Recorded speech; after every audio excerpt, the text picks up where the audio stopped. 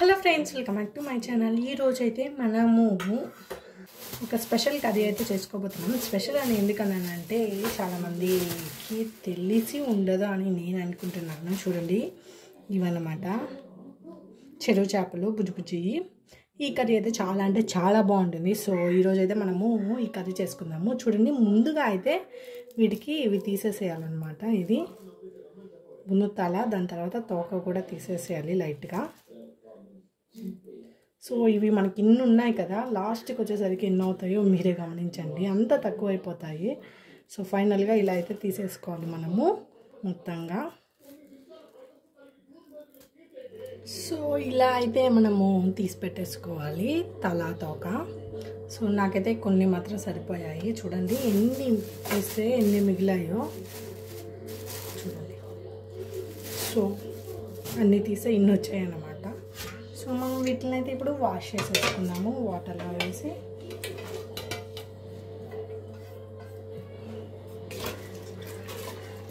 Just అలా పెట్టి అలా వాష్ చేసేసుకోవాలి. సో ఇప్పుడైతే మనము ఇలా వాష్ చేసేసుకున్నాం కదా, వీటిని మళ్ళీ ఇది గిన్నెలో వేసి బాగా మనము పచ్చాపల్ని అంటాం కదా, అలా వేయాలన్నమాట.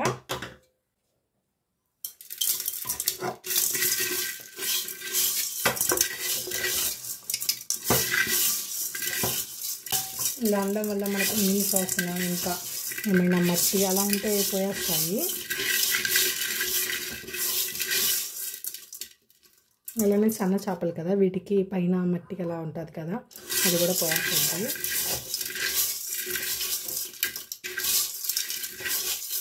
వీటిని అయితే మనం తోమలేము కదా, సో అందువల్ల ఇలా చేసేసుకోవాలి. మా అమ్మ అయితే ఇలానే క్లీన్ చేస్తుంది. మీకు వేరే పద్ధతి ఏమైనా తెలిస్తే, నాకు ఐడియా లేదు వాటి గురించి. మా అమ్మ అయితే ఇలానే చెప్పింది, ఇలానే చేస్తుంది మా అమ్మ కూడాను.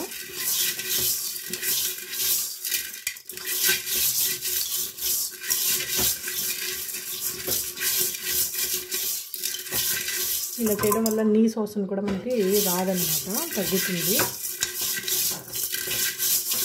సో ఇలా చేసేసాను కదా, చూడండి కలర్ అదంతా పోయేసింది అనమాట. ఇప్పుడు మనం వాటర్ పోసేసి వాష్ చేసేసేయాలి. ఫైనల్గా మీరే చూసేయచ్చు మన చేపలు అనేవి ఎలా బాగా వాష్ చేసుకున్నాం అనేది. సో ఇలా అయితే మనము ఈ చేపల్ని వాష్ చేసుకోవాలి. నాకు తెలిసిన పద్ధతి ఇదే. అండ్ దీనివల్ల మనకు నీసు వాసన కూడా పోతుంది. అలానే మీరే గమనించవచ్చు. చూడండి, ఇందాక కలర్ ఎలా ఉండిందో ఇప్పుడు కలర్ ఎలా ఉందో అనేది. సో మీకైతే ఇది కరెక్ట్ పద్ధతి అని నేను అనుకుంటున్నాను. ఈసారి మీరు చేసేటప్పుడు ఇలానే చేయండి. సో మనము చేపలను అయితే వాష్ చేసేసుకున్నాం. ఇప్పుడైతే స్టవ్ ఆన్ చేసేసి ప్యాన్లో ఆయిల్ నేను ఆల్రెడీ వేసేసాను. చూడండి, ఆయిల్ అయితే బాగా వేడెక్కిన తర్వాత ఆవాలు వేసుకోవాలి, కొద్దిగా కరివేపాకు. ఇప్పుడు మనం ఆనియన్స్ వేసుకోవాలి. సన్నగా తరిగిన ఆనియన్స్ అయితే పెద్ద ఒకటి సరిపోతుంది. సో ఆనియన్స్ బాగా ఫ్రై అవ్వాలి. మనం ఫ్రై అయ్యే దానికోసం కొద్దిగా ఉప్పు అయితే యాడ్ చేసుకున్నాము. సో ఆనియన్ అనేది బాగా ఫ్రై అయిపోయింది. ఇప్పుడు మనము టమాటాస్ని యాడ్ చేసుకున్నాము. సో ఇప్పుడు మనకు టమాటా కూడా బాగా ఫ్రై అవ్వాలి. దీనికోసం మనం కొద్దిసేపు మూత పెట్టుకొని ఉడికించుకున్నాము. సో ఇప్పుడు మనము చూసుకుంటే ఆల్మోస్ట్ ఫ్రై అయిపోయింది. చూడండి, ఆయిల్ అంతా పైకి వచ్చేసింది. అదంటే ఫ్రై అయిపోయినట్టే.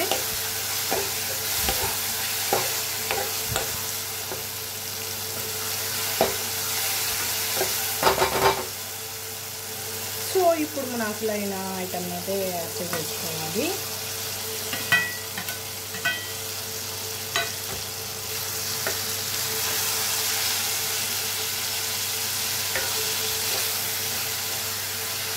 ఇది కూడా వేసుకొని బాగా ఫ్రై చేసుకోవాలన్నమాట. కొద్దిసేపు సరిపోతుంది.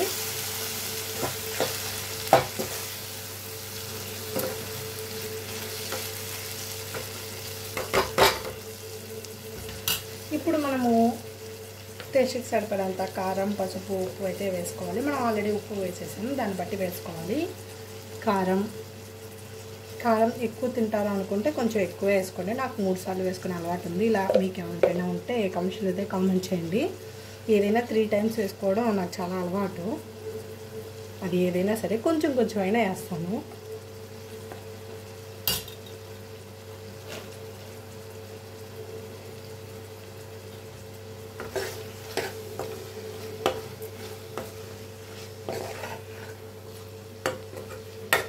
చేప వేయగానే మనకు చేప ఫ్లేవర్ అనేది వచ్చేసింది. ఆ కలర్ అనేది గమనించారా మీరు? ఇలా కొద్దిసేపు ఫ్రై అయితే చేసుకోవాలి మనం కారం వేసుకున్నాక, అంటే పచ్చివాసన పోయేంతవరకు అన్నమాట. కొద్దిసేపు మనం మూత పెట్టుకొని ఉడికించుకుందాము. జస్ట్ ఒక 2 మినిట్స్ అలా అనమాట. మనము ఇప్పుడు మూత తీసుకొని చూసుకుందాం. చూడండి, నాకైతే స్మెల్ బాగా వస్తుందన్నమాట. అలా ఉంది. సో ఇప్పుడు మనమైతే చింతపండు రసం అయితే వేసుకోవాలి. నేను ముందుగా చింతపండు రసం నానబెట్టేసుకున్నాను చింతపండుని. సో చింతపండు రసం అయితే వేసుకోవాలి. కొద్దిగా చింతపండు రసం వేసుకున్నాక మనం కొద్దిగా కలిపెట్టుకొని కొంచెం వాటర్ అయితే యాడ్ చేసుకోవాలి. ఇలా యాడ్ చేసుకోవడం వల్ల మనకు చింతపండులో పులుపు అనేది తెలుస్తుంది. ఇంకొంచెం యాడ్ చేద్దామా లేదా అనేది. సో ఇప్పుడైతే మనం టేస్ట్ చేసుకొని మనం కన్ఫర్మ్ చేసుకుందాము. సో నాకైతే ఇంకొంచెం చింతపండు రసం అయితే పడుతుంది. సో నేను యాడ్ చేసుకుంటున్నాను. అలానే కొద్దిగా వాటర్ అయితే యాడ్ చేసుకున్నాము. పులుసు రావాలి కదా మనకు. సో కొద్దిగా వాటర్ అయితే యాడ్ చేసుకున్నాను. ఇప్పుడు మనము ఫైనల్గా ఉప్పు, కారం, పులుపు టేస్ట్ చేసేసుకుంటే మనకు రెడీ అయిపోతుంది.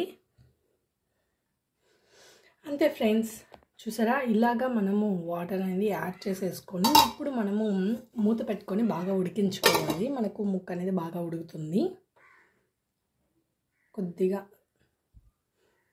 మీడియంలో పెట్టేసుకొని ఉడికించేసుకోండి ఒక 15 మినిట్స్. ఇప్పుడు మనం మూత తీసి చూస్తే ఉడికిపోయింది. చూడండి, చాలా చిక్కపడిపోయింది. సో ఈ టైంలో మనము స్టవ్ ఆఫ్ చేసేసుకుంటే మన టేస్టీ మెత్తళ్ళు కర్రీ అయితే రెడీ అయిపోయింది. చూడండి ఎంత ఎమ్మిగా ఉందో. అసలు ఆ కలర్, ఆ ఫ్లేవర్ అనేది చాలా చేంజ్ అయిపోతుంది చేప పడగానే మనకు కర్రీలో. సో ఇది కానీ మనము రాగి సంగట్లో వేసుకొని తింటే అలా ఉంటుంది. బట్ ఈరోజు అయితే వైట్ రైస్ అనమాట. వైట్ రైస్లో కూడా బాగుంటుంది. బట్ ది బెస్ట్ కాంబినేషన్ అయితే రాగి సంగటి అని చెప్పొచ్చు. సో అంతే ఫ్రెండ్స్, ఈ కర్రీ మీకు నచ్చినట్లయితే please do like and share. For more video subscribe my channel friends. నచ్చినట్లయితే అన్నానంటే మీరు ట్రై చేసి ఎలా ఉన్నదనేది కామెంట్స్ అయితే కామెంట్ చేయండి. Thanks for watching. Bye bye. Have a great day.